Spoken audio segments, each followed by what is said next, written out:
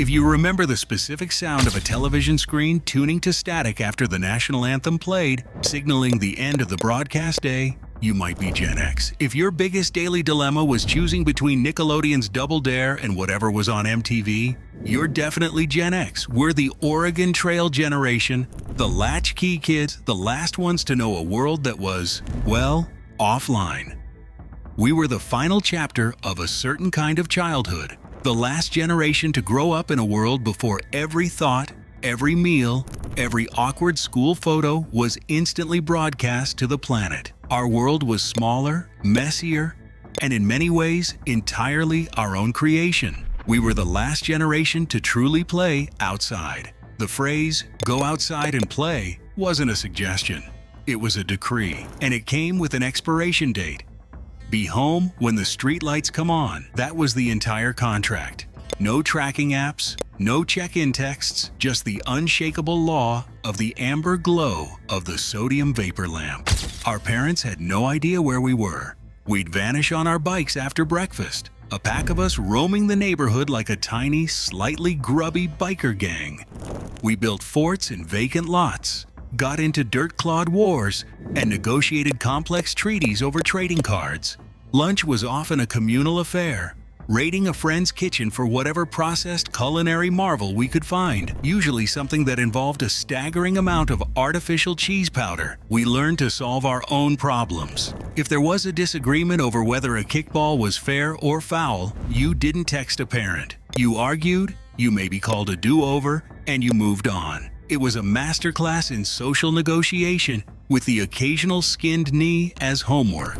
Which brings us to the defining accessory of our generation, the key. Not a digital key card, but a physical metal key, often worn on a piece of yarn or a shoelace around the neck. We were the latchkey kids. Coming home to an empty house wasn't a cause for panic, it was a badge of honor.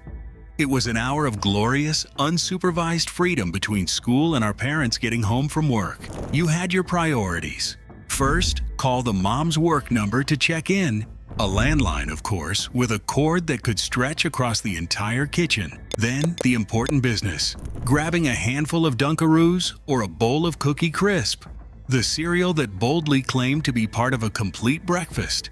And planning yourself in front of the TV. This was the golden age of after-school programming. We learned life lessons from G.I. Joe, knowing is half the battle, and perfected our sarcasm from the likes of Daria and Bart Simpson. We felt capable. We knew how to work a microwave, to not put metal in it, and to convincingly pretend we'd started our homework.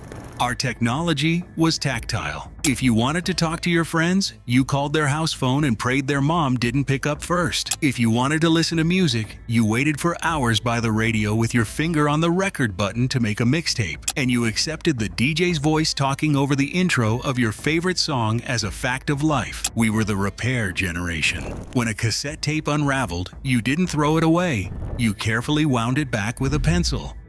When the Nintendo cartridge froze, you blew into it with the faith of a priest performing an exorcism. It was a hands-on, analog world that required patience and a little bit of ingenuity. And because of all this, the freedom, the independence, the problem-solving, we developed a certain mindset, a quiet, unshakable resilience. We were the whatever generation, but that whatever wasn't apathy.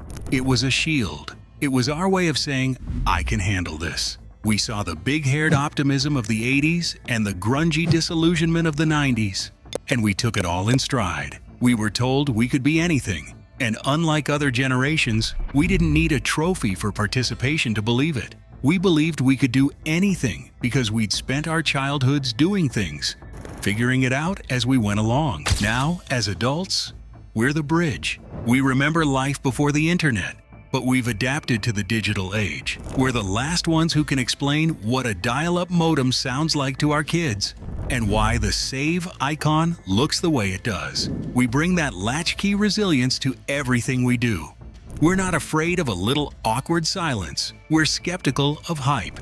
And we still believe that most problems can be solved by either blowing on them really hard or just taking a minute to figure it out for yourself. So, here's to us. The last of the analog kids, The ones who knew freedom by the coming of the streetlights, independence by the key around our necks, and the pure, unscripted joy of a world we built ourselves, one dirt clod and one mixtape at a time. We may be adults now with responsibilities and smartphones, but somewhere deep down, we're still that kid, riding a bike toward the setting sun with no helmet and no plan, just the absolute certainty that we'll be home in time for dinner.